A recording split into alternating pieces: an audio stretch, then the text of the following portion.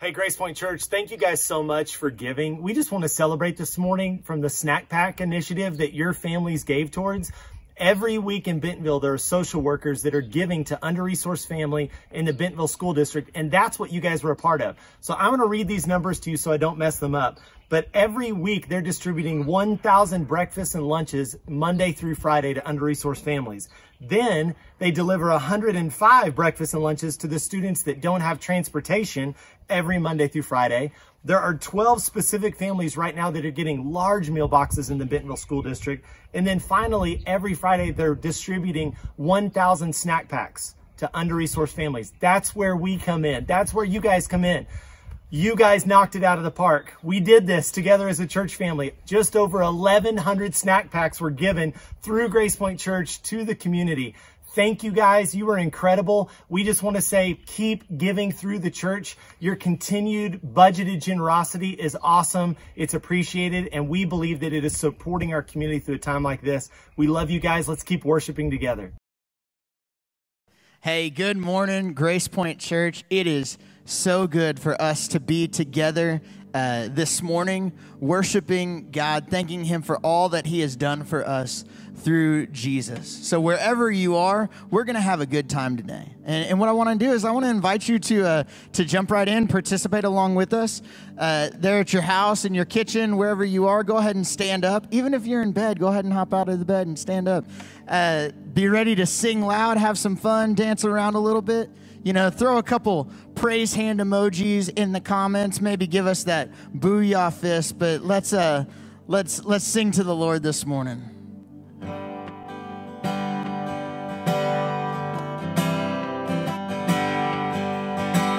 I searched the world. I searched the world, but it couldn't fill me. Man's empty praise treasures that fade are never enough. And He came along, then you came along and put me back together. And every desire is now satisfied here in your love. Yeah. Oh, there's nothing better than you.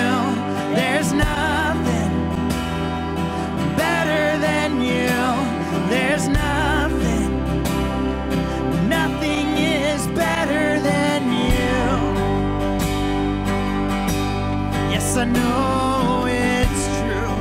I'm not afraid, and I'm not afraid show you my weakness, my failures and flaws.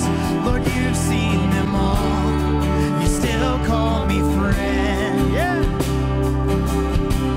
Because the God of the mountain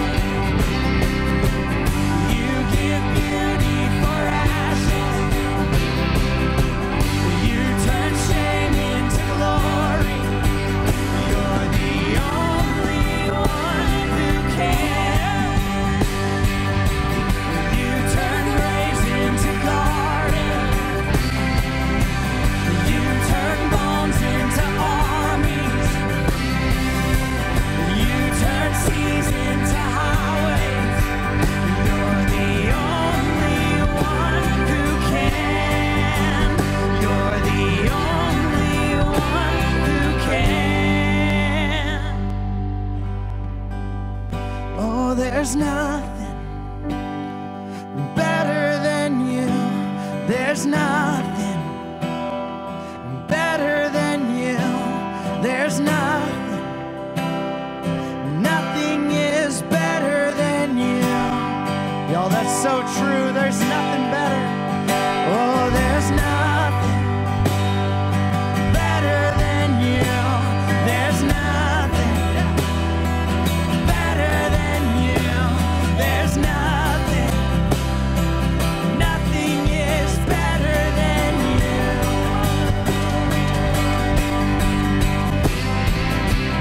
You turn graves into gardens. You turn bones into armies. You turn seas into highways.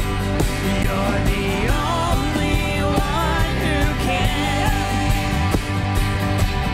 You turn graves into gardens.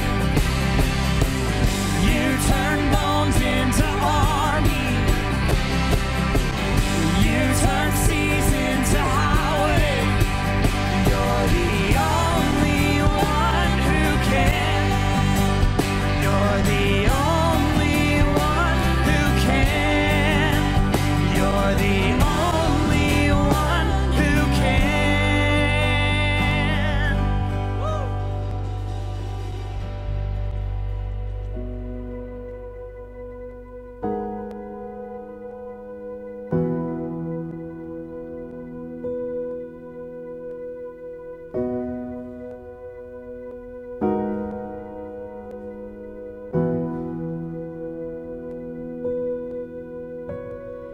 Come, tear down the walls I've built up, every wall I've built up, every wall I've built up. 'Cause you deserve every piece of my heart, every piece of my heart, every piece of my heart. And Lord, I am trusting that you are a faithful Father, and all that you have, it is good. You're a generous giver, your love's like no other. Won't you come and break through to me over and over and over again? I am bringing my heart to you with open hands. Close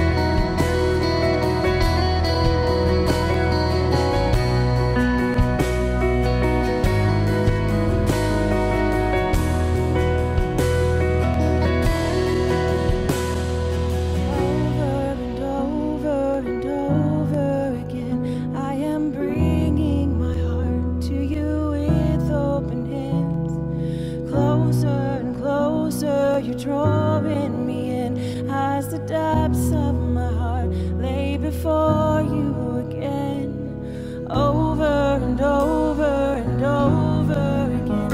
I am bringing my heart to you with open hands. Closer and closer, you're drawing me in as the depths of my heart lay before you again. Over and over and over again, I am bringing my heart to you with open hands. Closer and closer, you're drawing me in as the depths of my heart lay before you again. Come, tear down the walls I built up, every wall I built up, every wall I built up. 'Cause you deserve every piece of my heart, every piece of my heart, every piece of my heart.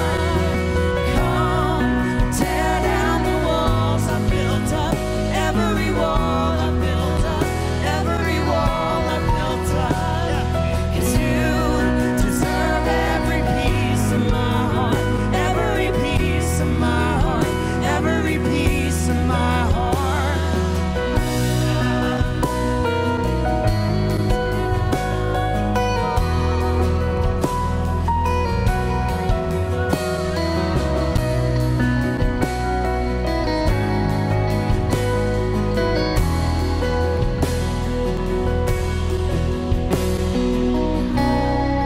Tear down the walls I've built up, every wall I've built up, every wall I've built up. 'Cause you deserve every piece of my heart, every piece of my heart, every piece of my heart.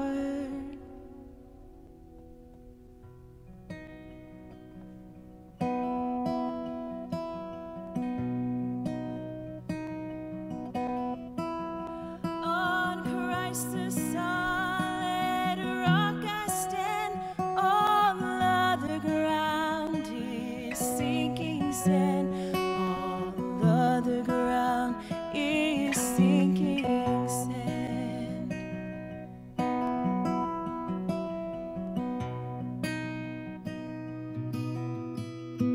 My hope is built on nothing less than Jesus' blood and righteousness.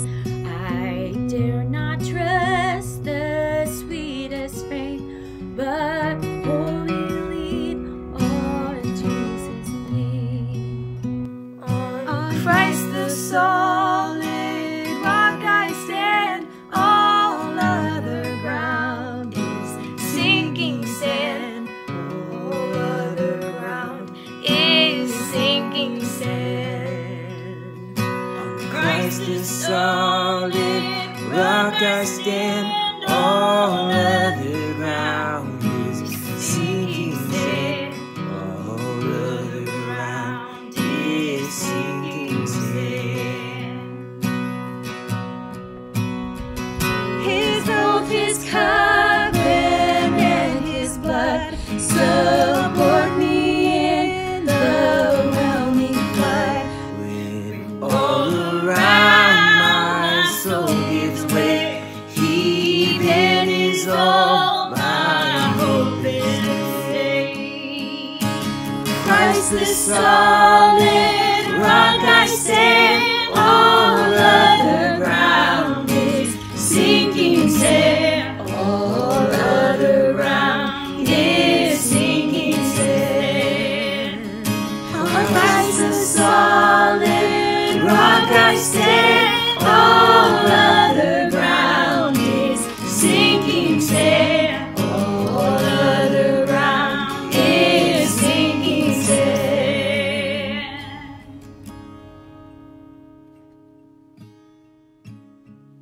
On Christ the solid rock I stand, all other ground is sinking sand, all other ground is sinking sand.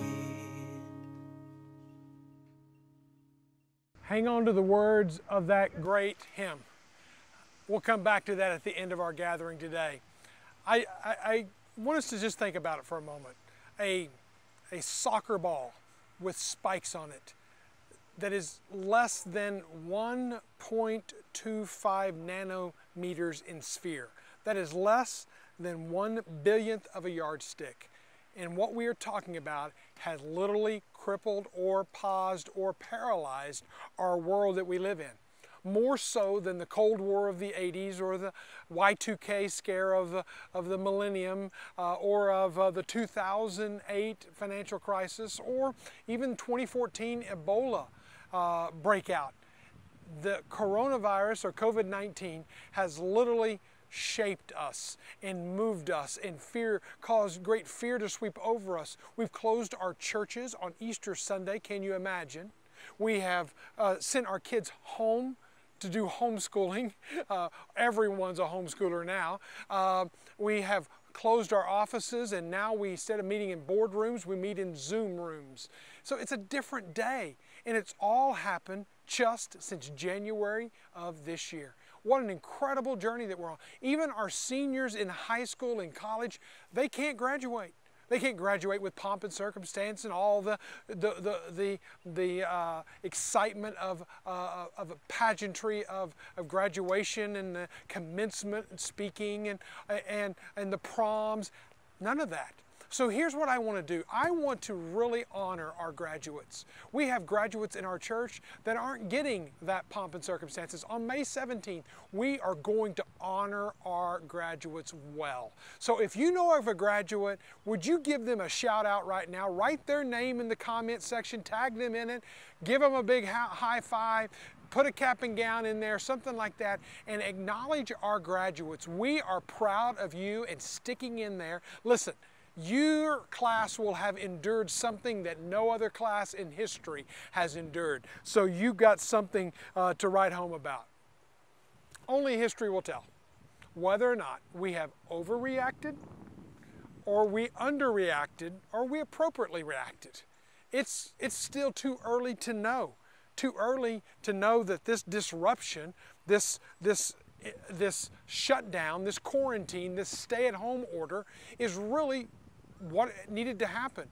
But regardless of it all, it has created a disruption in our culture, in our society, in our world, and it's added pressure.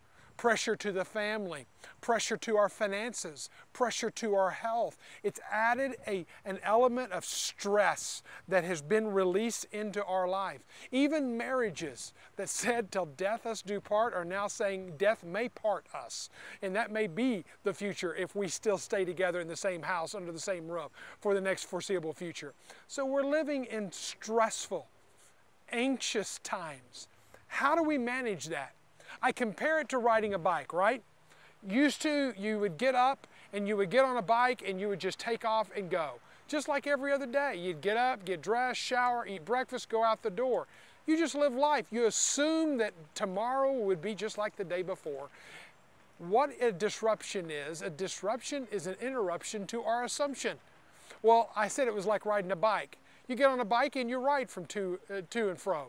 I remember the first time I rode a bike and my mother let go of the seat. I was 25 yards down the road, looked back and feeling free as a bird. I still remember that day. And then Mike Keller took me out on these slaughter pen. Listen, I'm near Armadillo Last Stand.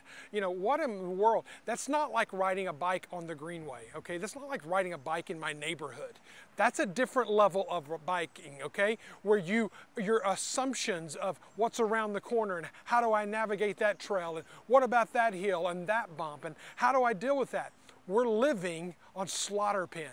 That alone tells you we're living in a day of disruption. How do we deal with the interruptions to our assumptions? Well, there's going to be a natural response inside of us. It's a chemical response in our brain where stress hormones are dumped into our brain. Our body gets into adrenaline and we are going to fight or we are going to flight. Well, we're living in a day of anxiety and stress. And how do we navigate the greenways? We've had more people injured on the greenways with broken ribs and punctured lungs and broken collarbones than I can even tell you. But the point is this. you still navigate the way that you're on, the path that you're traveling. How do you deal with that? How's your stress level? Here's what I want you to do. I want to offer you a free stress inventory. If you will text stress, just stress, to 97000. At the end of our gathering today, we're going to send you a stress inventory that you can literally take and figure out what is your stress level. I want to encourage you today that Jesus wants to walk with us in our seasons of stress. He says it this way in a paraphrased version of the scriptures in Matthew 11:28 and following. Come to me. Get away. Get away with me and you'll recover your life. Some of us are wanting to recover the normalcy of the disruption before it ever happened. You'll recover your life. I'll show you how to take real rest. Walk with me. He calls us to be His apprentice. Walk with me and work with me. He does going to have a load for us to carry. There will be stress in our life, but He will help us in that season. Watch how I do it. Learn the unforced rhythms of life. What is an unforced rhythm of life? What does that mean to walk in an unforced rhythm? That's what I want you to hang on to that phrase today. Because when we are under stress, when we're under anxiety, when we're under a load, and I'm right now wearing a 20-pound vest. It's of steel. I don't know if it's bulletproof. Don't shoot at me, but it's a metal vest, a weighted vest. And you know, as I wear this vest, I realize that I'm tired of wearing it. I've wore it ever since I got out of bed this morning. I got out of the shower. I've had it on all day. I'm sweating underneath it. I'm tired of wearing it. It's heavy. My back is beginning to hurt. That's a lot of how stress treats us. Anxiety treats us. It's like a weighted vest. You wear it around all day. You should have seen some of the funny looks people have given me as I wear this in places. You wear your stress around other people. You might get used to it, but you're still wearing it. Rabbi Friedman said it like this, that we need to live with a non-anxious presence. When I think about Jesus calling us to live in the unforced rhythms of life, I think about living a life with a non-anxious presence. Leaders, we need to have a non-anxious presence in this day of disruption. Parents, your children need a non-anxious presence in this day of disruption. Parents, or husband and wife, your spouse needs a non-anxious presence. It doesn't mean you don't acknowledge the anxiety. It doesn't mean you don't feel the pain. It doesn't mean you don't carry the stress. But how do you carry the stress? How do you carry the load is what I want to talk about today. Because week one, we talked about hopelessness and how Christ gives us hope in a hopeless circumstances. Last week, we talked about relationship and connecting with God intimately, even though we're distant from Him, connecting with others and the value of those relationships, as Devin shared with us. Today, I want to share about what God does with our pressures, with our anxious thoughts, with our anxiety. He empowers us through prayer. He empowers us through prayer. We're going to look at the life of David. David with greatest kings ever. But don't you know, if you're the king of any nation, you've got a load of stress on you. I mean, you're the king of the greatest superpower of his day. He was that king. He had external pressures from his jobs and duties. He had internal pressures inside of his own soul. He had done some pretty boneheaded things and got him in trouble. Well, that was a stress and an anxiety that he had to carry. He had family anxieties. He had family because his son himself was trying to overthrow him. So there was a lot of pressure and stress and anxiety on David. And if you look at Psalm 55, we get a glimpse inside that stress and that anxiety and that pressure. And so let us look today. I want us to look at 3 parts of the anatomy of anxiety. And let's learn from David in Psalm 55.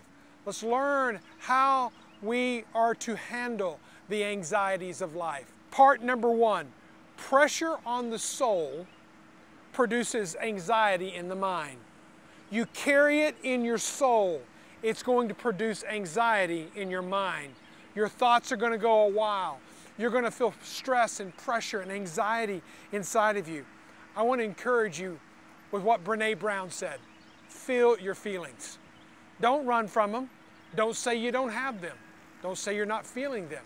Feel your feelings. If you are feeling anxious, feel them and name them and put them out there. David was feeling a lot of things. He felt even as if God had abandoned him. He felt God had left him. In Psalm 55, verse 1 to 3, it says it like this: "O God, hide not yourself from my plea." Literally, he felt like, God, you've left me. He says, attend to me and answer me. God, where are you at? I'm calling out to you and you're not hearing me. I am restless in my complaint and I moan. You hear the emotion in that? He is caught up in the emotion. And then he goes on to talk about the noise of the enemy, the oppression of the wicked, and they drop trouble, and their grudge is against me. David felt like he was all alone. It was an anxious feeling that he was feeling inside that was being translated to his mind as he was sorting through it all. And you know what David does so well? Is he names them. He gets very specific about feeling his feelings and naming them. Because in the following verses, in verse 4, it says, "My heart is in anguish within me. Terrors and death have fallen upon me. Fear and trembling come upon me, and horrors overcome me." He literally felt as if he was going to break. So, first thing we must do in the bit of anxiety that we feel is to realize that the anxiety on our soul will create an anxiety in the mind. The pressure on our soul will create an anxiety in our mind. Even if you're not feeling the same anxieties as the people next to you, I realize this, that there's some people that are feeling anxious just from being quarantined. I mean, everything else is in order, but just being quarantined.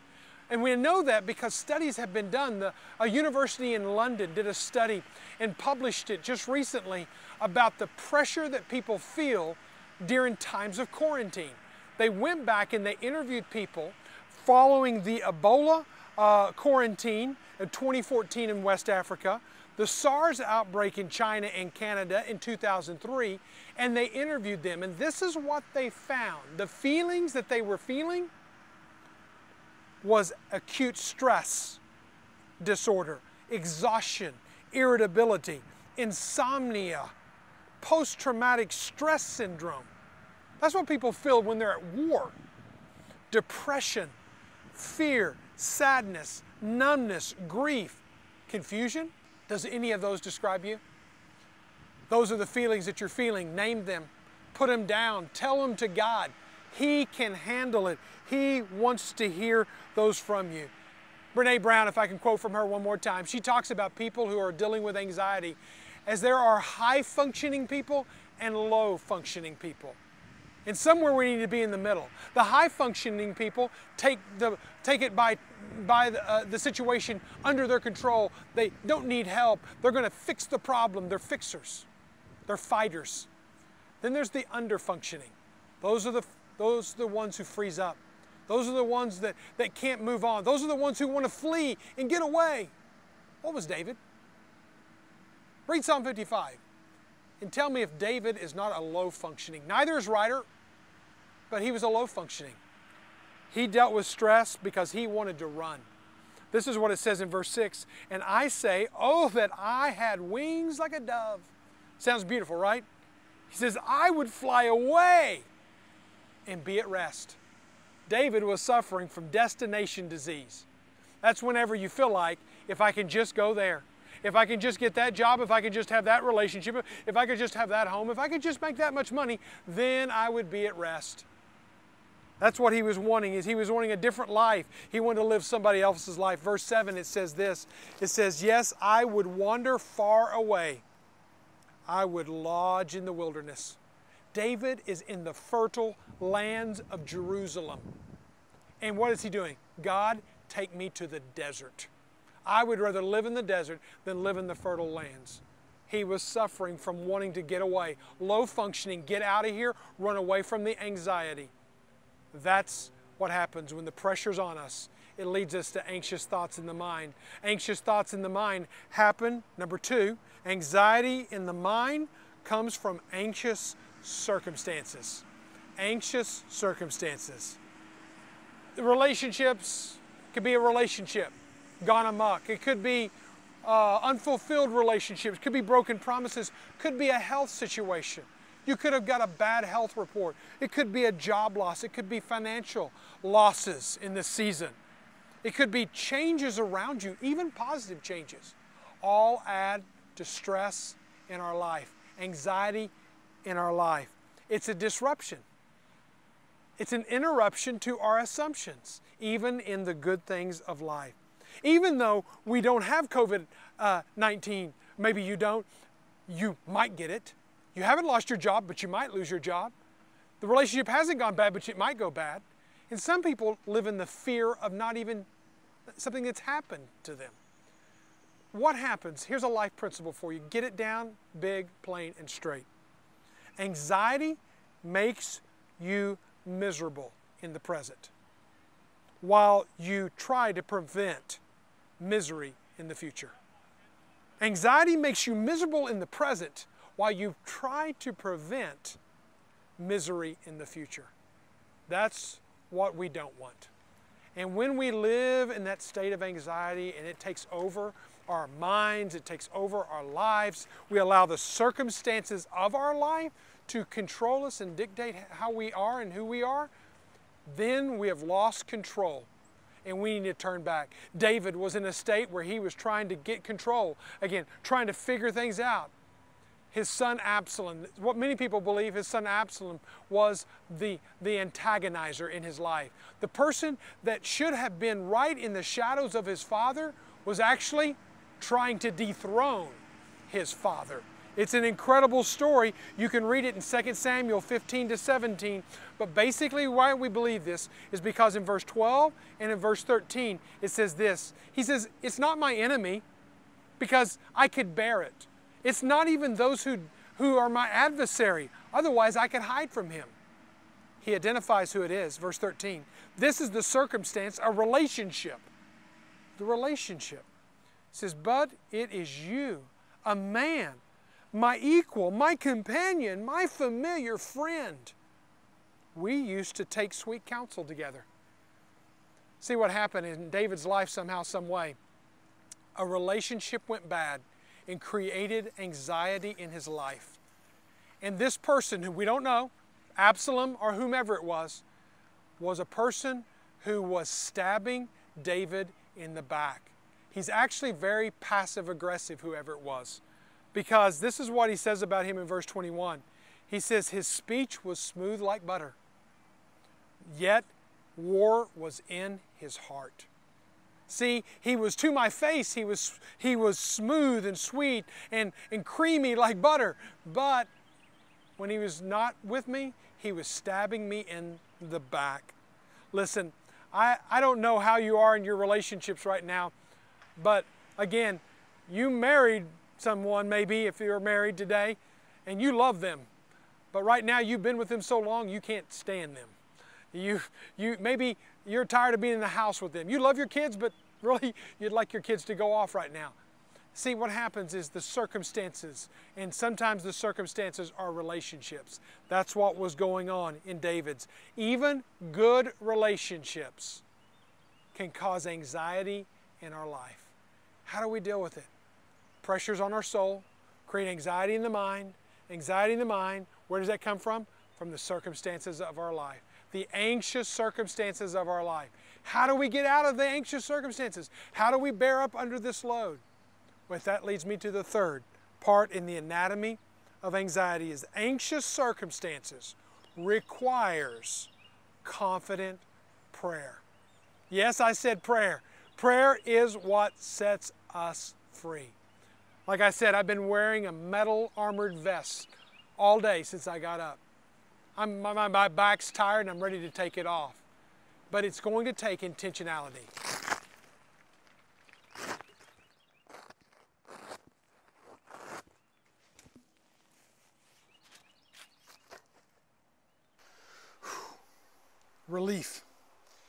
shaking off the anxious. How do you do it? You do it through prayer. Prayer is what gives you the strength to rise up. I know that sounds like a Christian trite answer, but just remember, everything about Psalm 55 is a prayer of David.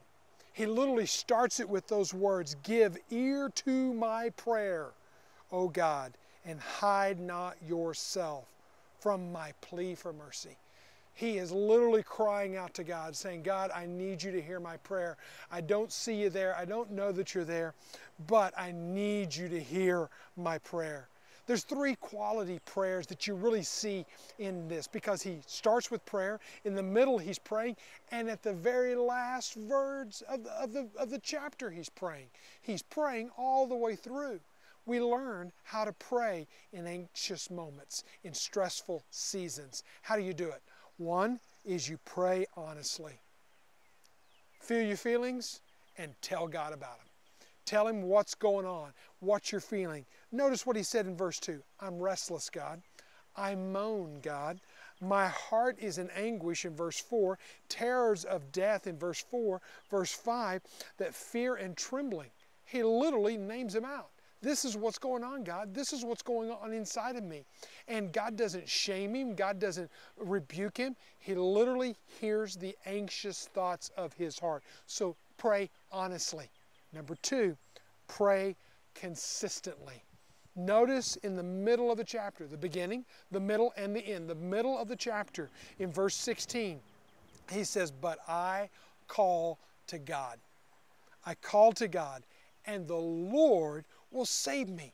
Just from verse 1 and 2, when he's questioning where is God and crying out for God to hear him, all the way to verse 16, his shoulders are starting to rise back. He's starting to stand a little taller. He's saying, "The Lord is my salvation." And notice this, that evening and morning and noon, and evening and morning and noon, and evening and morning and noon, he says, "I utter my complaint. I moan, and he hears my voice." He went from questioning God hearing him to saying, "God is hearing me." He's still moaning. His circumstances haven't changed. The reality is still his reality, but his God is becoming more his reality in his storyline. We've got to remember that we can worry or we can pray. We can worry or we can pray. Worry will work on you and beat you down. Prayer will work for you and grow you up. God wants to grow you up in seasons of anxiety. Pray honestly, pray continuously, but also pray resiliently. Realize that you're going to get stronger as you pray. I love the last verse in the chapter. Don't miss it. It starts with a big but. Yes, I think God likes big butts. Don't be singing that song either. He likes it because here's what he does. He says, "But I trust in you." That's what David said. He says, "My circumstances are still what they are, but I trust in you." See, the assumption was, I'm supposed to bear my own load. That's the assumption. The new reality, God wants to bear your load with you. And that's exactly what he says in verse 22. Verse 22 has been my verse for the past 6 months. It's just been one of those I keep going back to again and again. I encourage you to memorize it. "Cast your burden on the Lord, and He will sustain you." It may mean every day. It may mean, as David did, morning, noon, and night, casting your burden on Him, casting your burden on Him, casting your burden on Him. He will sustain you. He will never permit the righteous to be moved. Will you trust Him? Will you lean on Him? In the disruption of our day, we're not riding bikes on the Greenway anymore, my friends. We're on Slaughter Pen. We're on Armadillo's Last Stand. But will we have the faith in God that we need, trusting in Him? Edward Mote wrote a beautiful hymn that we sang at the end of our worship time earlier. "On Christ the solid rock I stand, no, all of the ground is shifting sand." But right before that, he said, "I dare not trust the sweetest frame." He was a carpenter. He had built houses. "I dare not trust the sweetest frame, but wholly lean on Jesus' name." Will you lean on Jesus in this season? Will you find strength to live that non-anxious presence, to live in the rhythms of grace?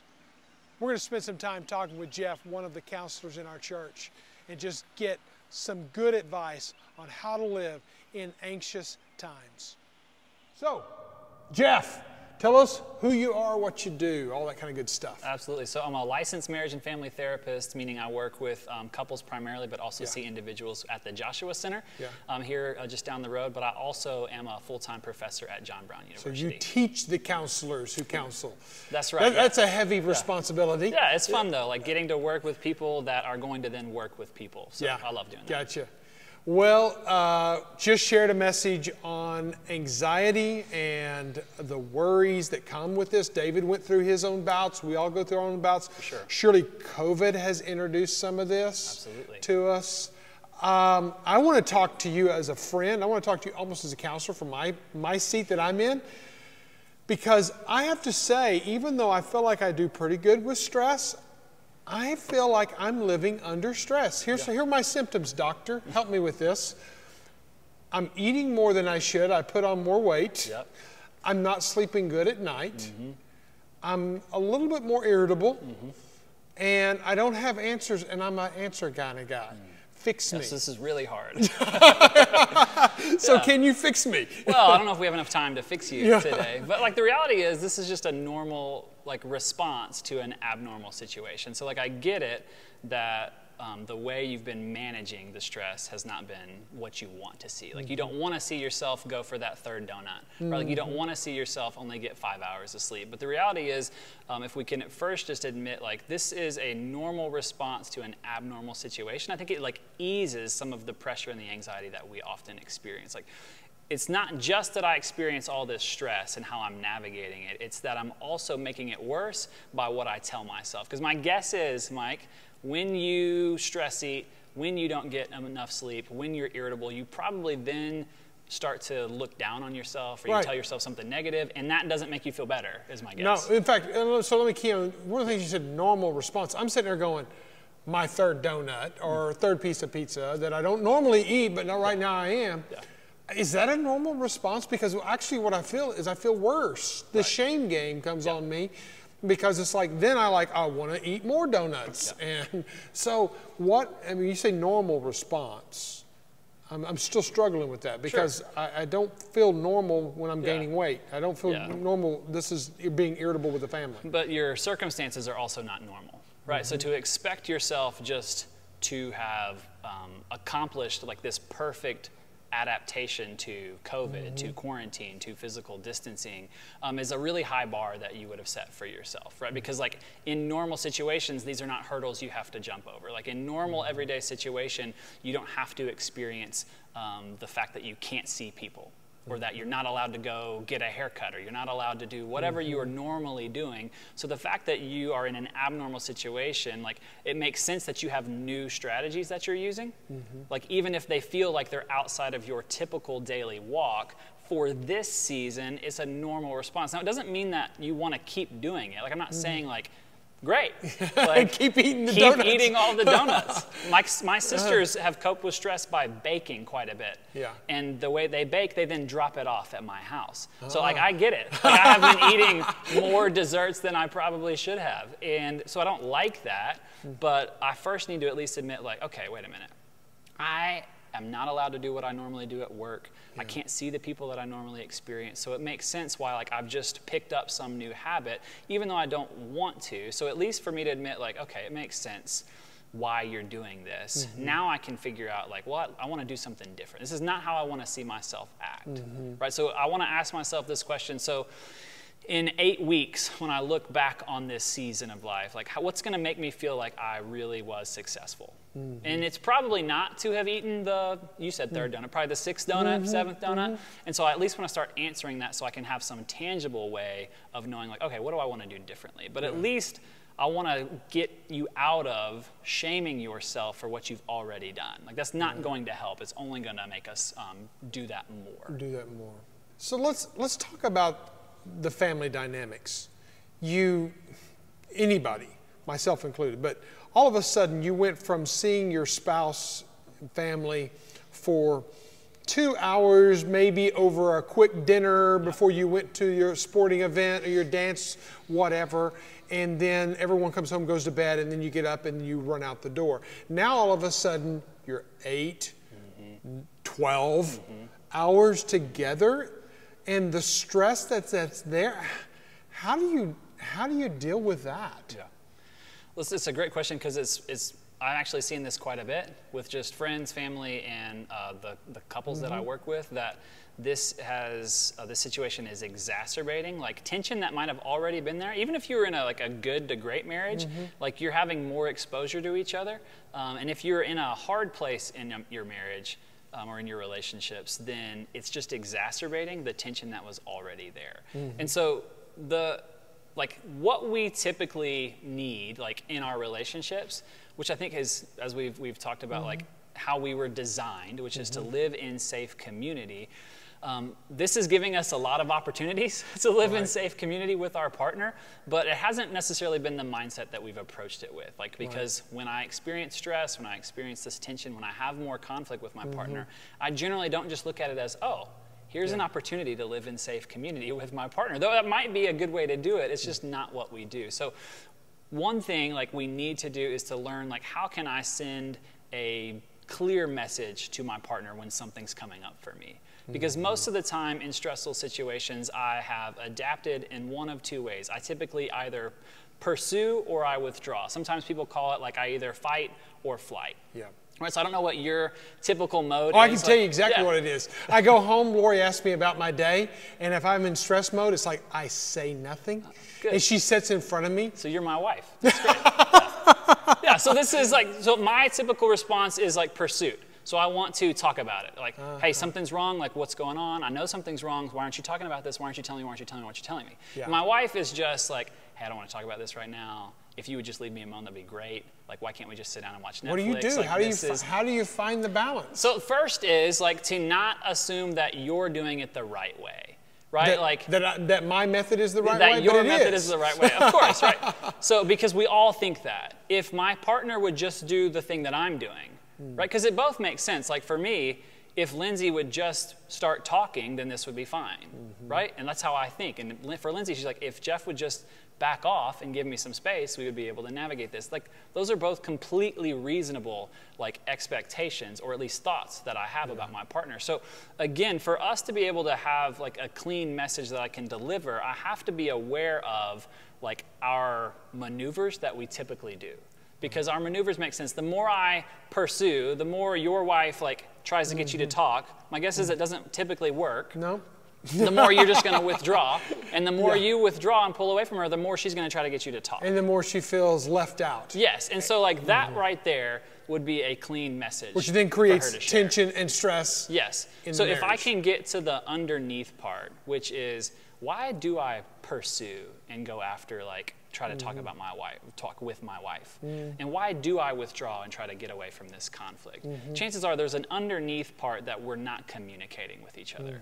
And so for me, it's generally I feel really helpless. If I can't get you to talk, then I'm afraid I'm not going to be any help for you. Right. And I don't want to be seen in my marriage as someone who's helpless, or that he's not I'm failing you.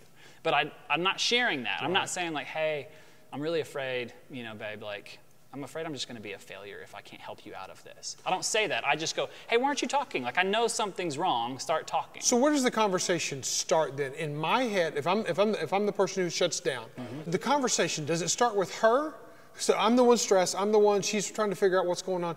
Do I need to be the one who goes, okay, my wife is wanting to hear, I need to open up? Or is the onus on her, hey, Mike doesn't need to talk right now? Or is it a both and? Or I don't know. I don't know, because sometimes you get in a stalemate relationship against stress. The reality is it's either or both, right? So. Okay. I love, this is my wheelhouse. This is what I love to talk about, right? So in James, it tells us what is it that causes conflict and fights among you? Is it not this? Now, what I wish it said after that is it's because your spouse. Your spouse is crazy. She's not doing things right. It doesn't say that, right? It says because your passions are at war inside you. Right? So there's something going on for you. So if I want to start the conversation with my partner, if I'm feeling stressed or I've been worried, I'm feeling anxious, and like it's resulted in us having conflict, I need to first understand the passions that are at war inside of me. Yeah. I don't need to try to get her to do a better job of like talking to me. I need to first figure out like what is it that's going on in here, because I have a longing and a desire that I want to like experience with her. So maybe it's I want to feel appreciated, or I want to feel accepted. I want to feel some relief. But I also have this experience that I'm not getting it. So instead of experiencing feeling appreciated, I feel helpless. And so this war inside of me, like that I want this, but I'm actually feeling this, comes out as me like lecturing her. Like, you should do a better job of this. But that's not what I wanted to say. And it's not actually communicating to her what I wanted her to hear. But as Scripture said, like, if I don't understand the war inside of me, it's going to be hard for my partner to. So the issue starts inside of Mike, not me expecting Lori to treat me a different way. And the issue inside of Lori needs to start with her. For sure. So it's almost that selflessness of marriage. Yeah. Well, it's not natural. Like what we normally want to do is help our partner see that it was probably their fault, right? Like if you could just have done it differently, or said it differently, or approached me in a better way, would that have helped? Maybe. But like ultimately, my responsibility, my power comes from like myself. I ultimately have no control over how my wife approaches or if she answers me, but I do have control over how I navigate this war that's going on inside of me. Right. So let's talk about the single person, the person who has lost their job, the person who is not married, can't go home to a spouse to either process or find consult. What does a person do whenever they're alone in the marital world that we live in? Yeah. How do they find outlets? Yeah, so whether I'm a single person or whether that's a result of like I'm just single or I've been divorced or widowed or whatever, or I'm married, like the reality is we're all still built to be in community, right? So if you're married, like ideally your community starts with your partner. Like it doesn't work out that way sometimes for people because there's a lot of tension and stress. If I'm single, it doesn't mean I'm still not built to be in community. Right. It just means my community doesn't start with my partner or my spouse.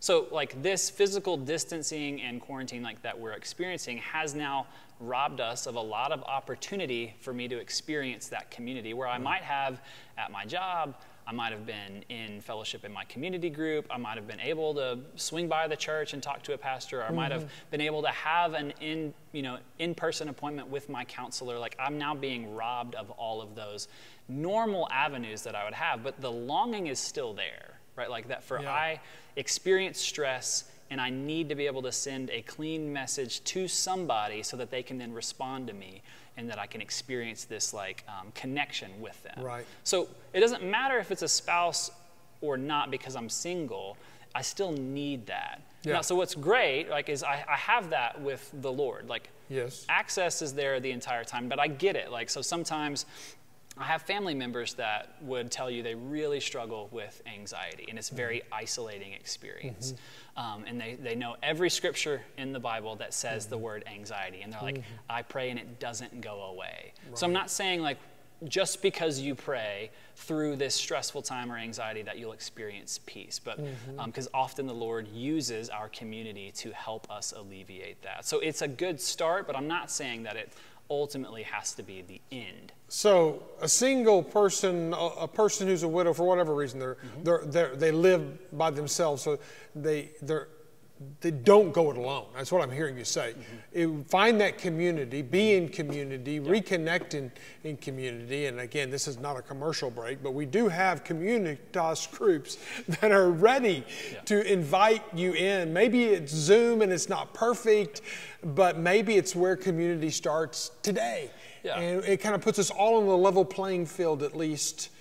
Don't go it alone, is what you're saying. Yeah, I think going at it alone will only exacerbate the stress that I'm currently experiencing. right? Like you are not built to do this alone. We're not supposed to go at it alone. We are supposed to bear one another's burdens. Like we're supposed to be doing this. Like I do this even professionally, like with people that have gone through really hard experiences, and they might not be single, but they still don't have anybody that's safe for them in their community. Like I might be in community, but they're just not safe for me to share with. Yeah. Right? And so that's that can be even lonelier, is that I live with people, but nobody really is safe enough for me to be vulnerable with. Right. So one scenario that came up recently with our neighbor literally across the street, and I know it's happened to other people, is there was actually a death, and we felt like we were like in a bubble because we wanted to go love on our neighbors across the street, but we couldn't. And you know, you think about that. I missed that opportunity. Other family members have experienced the same thing where they couldn't go to the graveside. They couldn't go to a funeral. They can't go to a wedding. They can't go to a graduation. Yeah. Man, how do you help somebody in a season that only happens once, death, marriage, graduation? Yeah. How do you get a handle on that emotionally so you're not overwhelmed? Yeah, well, so the first thing is I might be overwhelmed, and that's okay. Like, to my initial experience to this, being overwhelmed, again, I don't want to talk somebody out of that. Like, as a professor, I have faced my students now via Zoom, and I just cried over Zoom with them, and I was just like, this is hard. You guys did not sign up for this. You are not going to get to walk across the stage when you thought you were going to walk across the stage here in a couple of weeks, and I can't do anything about it, but I am sorry that you're going through that. So what's at least something that comes to my mind when I think about this, one is like, notice how we all realize something is off here. Right? Like this is just this communal experience that we realize something's not right in the world because we're disconnected from one another. Like there's something broken if we are not allowed to mourn with people, like, and even my own family. Like my grandfather passed away just in November, but I think about what it would have looked like, you know, fast forward 6 months, if we couldn't have stood around that with him, prayed over him, said goodbye, and cried together. Like that would have been devastating. And that's okay for it to be devastating. Like for us to just not try to make it feel better than it actually does. Can I sit with you over Zoom? Can I experience this with you and just know this is not how it's supposed to be? I hate that your wedding had to get moved up, or that only X number of people got to come. This is not what it was supposed to be like. I am so sorry. Yeah. How can I still be here for you? How can I be here for my family? Let us mourn this loss that we're all experiencing, this loss of what we thought it was supposed to be. Whether I've lost my job, I've lost a family member, I've lost a celebration that I was supposed to have. Can we just be able to look at that and mourn together? So you're literally saying, even though it's a wedding, you use the word mourn, grieve. So there's almost like, even though it's a celebration event, you go through a stage of mourning. Absolutely. Yeah, so we call this ambiguous loss, because it's not traditional loss in the sense that we normally experience, like grief. But we've lost something. We've lost what it was supposed to be. We've lost what this communal experience was supposed to look like. Like, think about your wedding, like if you weren't able to celebrate it. I had a birthday just a couple of weeks ago. It was not supposed to be this way, right? Like, I share a birthday with my sister. We always get together on our birthday together. We couldn't. So we had a Zoom birthday, which was fine. And it still gave us a taste of what it's supposed to look like, but it just wasn't the same. It'll be a birthday you'll never forget. We will never forget our Zoom party with each other. But like, it's okay for us to just experience that as a loss, even though it was still a fun day to celebrate our birthday.